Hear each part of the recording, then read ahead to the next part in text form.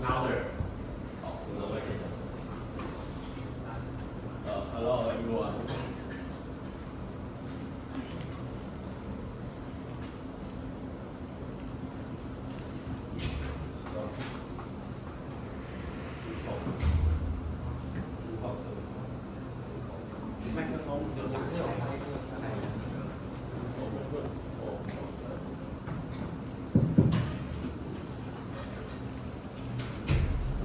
Hello everyone, we are Group 4, and today we are going to teach you guys the animal reproduction system. And first, talk about the male reproductive anatomy. And it includes the external and internal reproductive organs. First, talk about the external organs. It includes the scrotum and the penis. And the scrotum is the outside layer of outside skin of it, and the penis is here. And the internal reproductive organs is the gonads, is the testes here, and the accessory glands and ducts.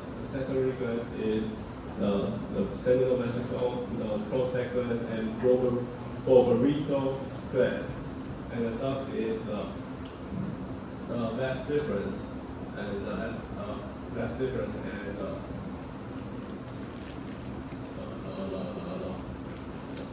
the injectory duct.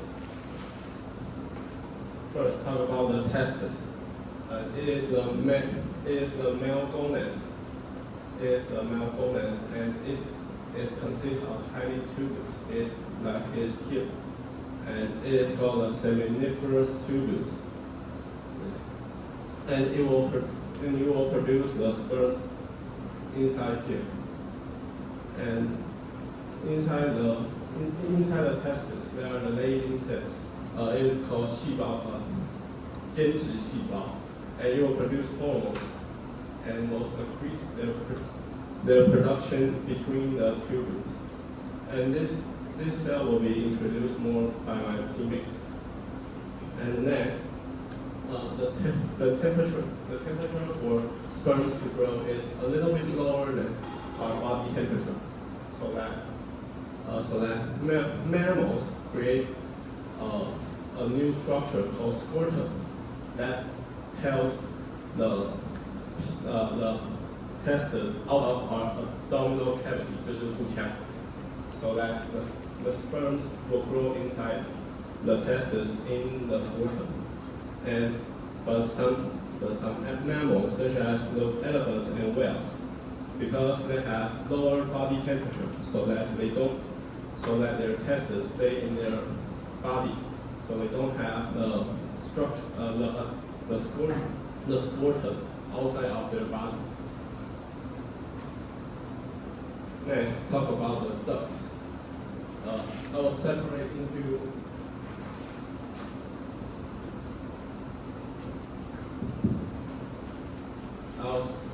I'll separate into the ducts that transport. I'll separate into the ducts that transport the sperms and the semen. 就是基the sperms that come from the seminiferous tubules and will go into the epididymis, 就是树膏, and in the epididymis, the sperm epididymis is used to store the sperms and mature the sperms. And after the epididymis, it will go into the vas deferens, 输精管, and then push into the injectory duct. And is this the penis through the urethra? And another duct that transports the semen is from the seminal vesicle, and you'll introduce later. And we'll mix the first duct and goes into the injectory duct together. And is it although that the seminal vesicle is called 除精囊 in Chinese, but the main function is to produce the semen, not store or create the sperm. Hold on. So you guys need to know in Mandarin we translate 精液 semen and the sperm 精子. Very close, right? So you need to know the epithelium is the organ to store the sperm. We go next. Next. And the seminal ventricles, 储精囊, is the organ to store for semen storage. Okay? 精液是储存在 seminal ventricle 储精囊里，精子是储存在附睾。好，要记得哦，不要搞错哦。好 ，Go ahead. Next, talk about the accessory glands. The secretion of the accessory glands and add the sperm will create the semen. So there are three main accessory glands I will introduce. The first one is the seminal vesicle. It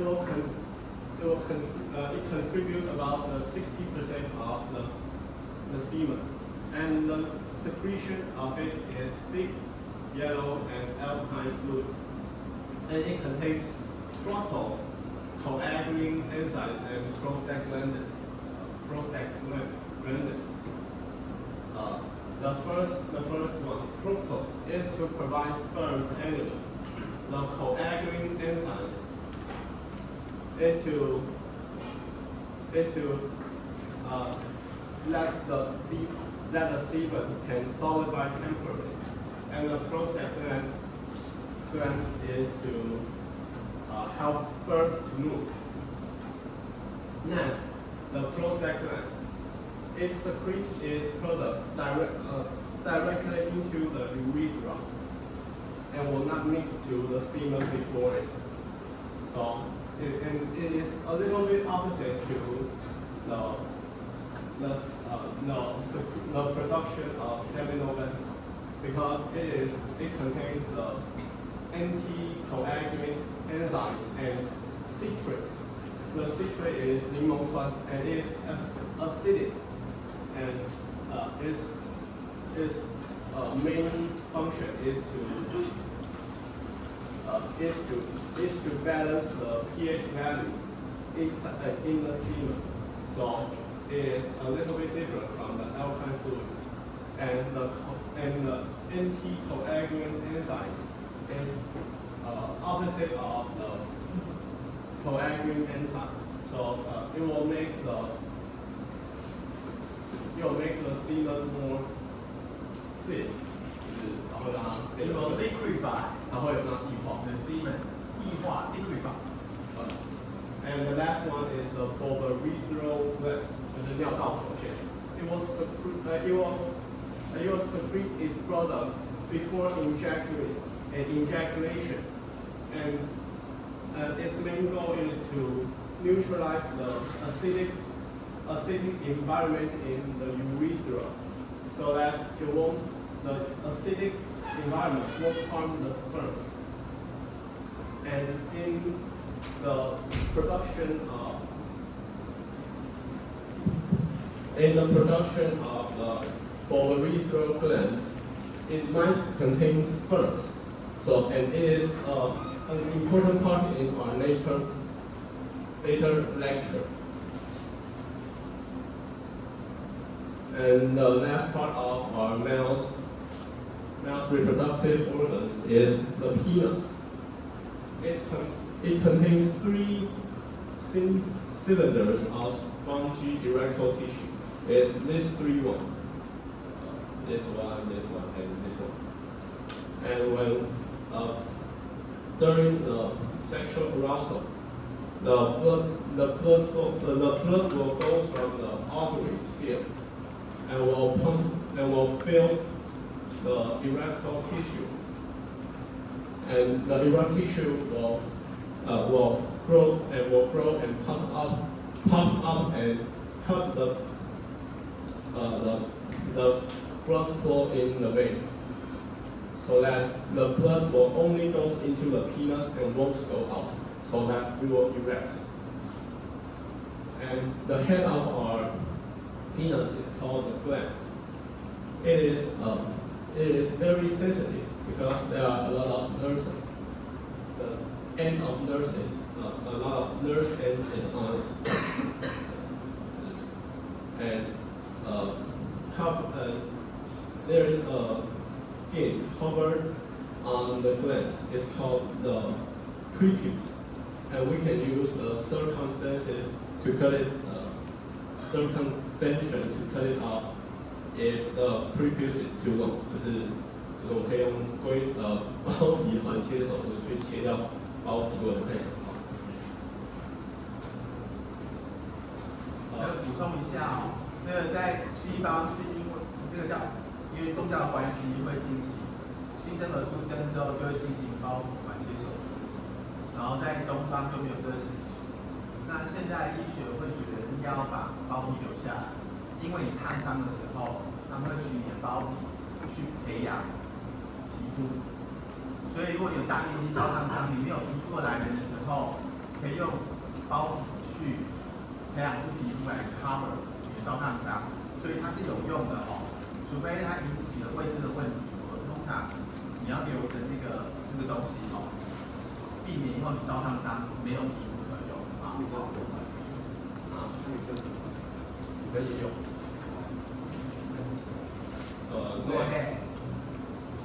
Next, talk about the human female reproductive anatomy. It also includes the external and internal reproductive structures. The first external structure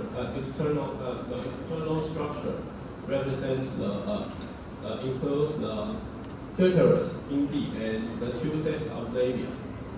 And the internal reproductive structures contains the ovaries. It is both sides of here, and the system of ducts is the oviduct, which is here, and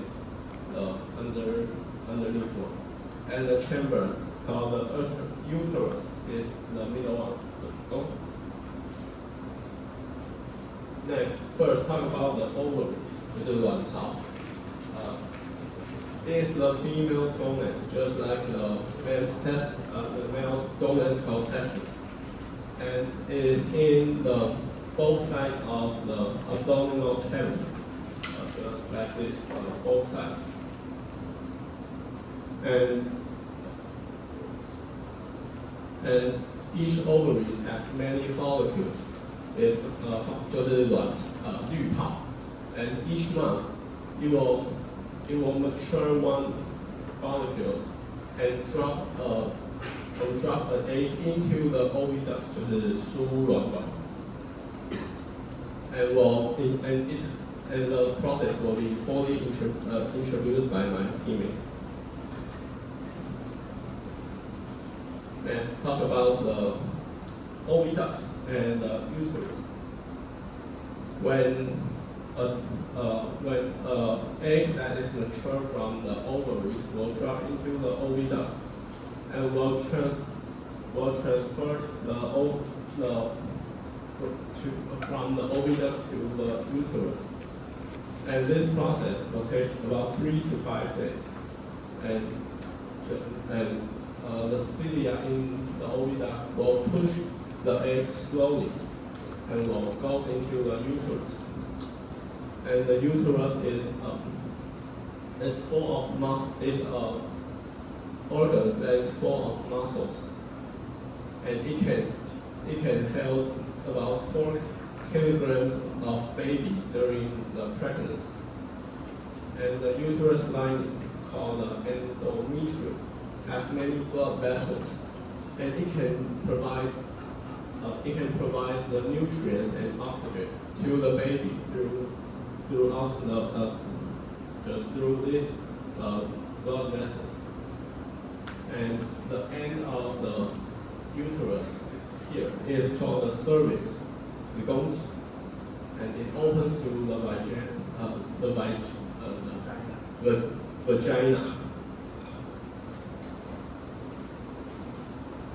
And the vagina is here is a place that will store the sperm cells and can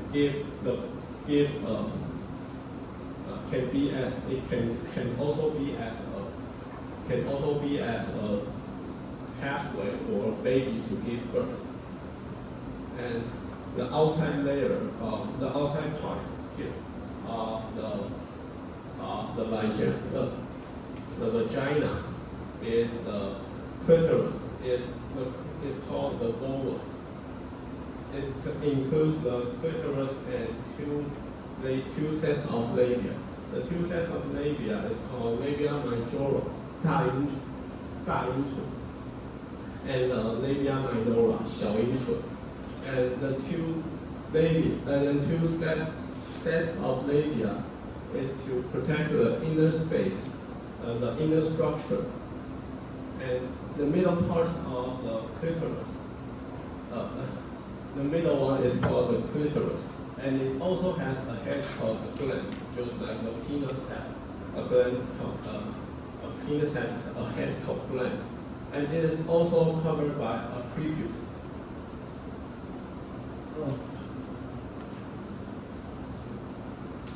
Last, introduce the mammary glands. Although that the mammary glands is not part of the reproductive system, but it is also important to mammalian reproduction, because that after the baby gives birth, it will secrete milk for the baby. And in the glands, there are small sacs of epithelial tissue that will secrete the milk into the ducts and will release in the nipple. And both man and woman has the mammary gland, but only female will can release the milk. And and we know that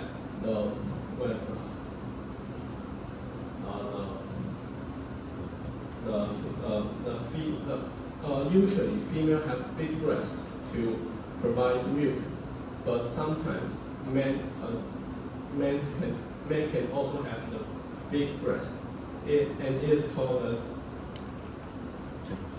gynecomastia, 就是男性女乳化症, and it is a disease that men has a big breast, and it occurs often in teenagers that because of the hormone and sometimes accompanied with the obesity, and it can be cured by the surgeries, but often by surgeries.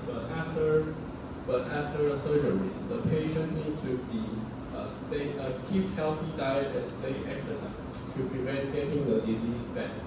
And this is my end of the part. Does anyone have a question? So this also a cause for this disease, 男性女乳化症.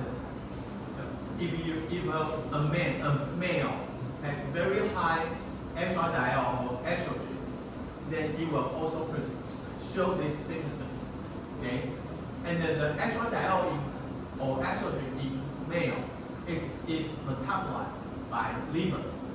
So if you have any problem with your liver function, then it might cause these symptoms. Okay, so if a healthy male and then suddenly found you have this kind of disease, and then you are not, or you don't have obesity, you're not too fat, then you have to pay attention to your liver function. Okay? And so next one.